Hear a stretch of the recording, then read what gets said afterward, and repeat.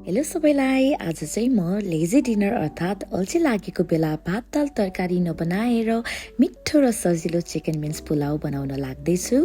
रेसिपीको लागि चाहिँ भिडियोमा ध्यान दिनुहोला।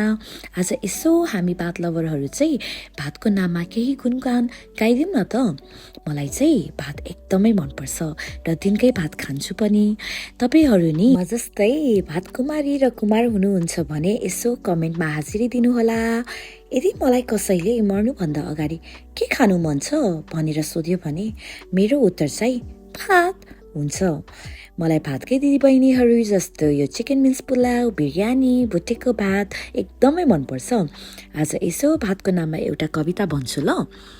तिम्रो यादको मोहनी हो कि तिम्रो बातको मोहनी हो, तिम्रो यादको मोहनी हो कि तिम्रो बातको मोहनी हो, म त भन्छु सबैभन्दा बढी भातको स्वादको मोहनी हो।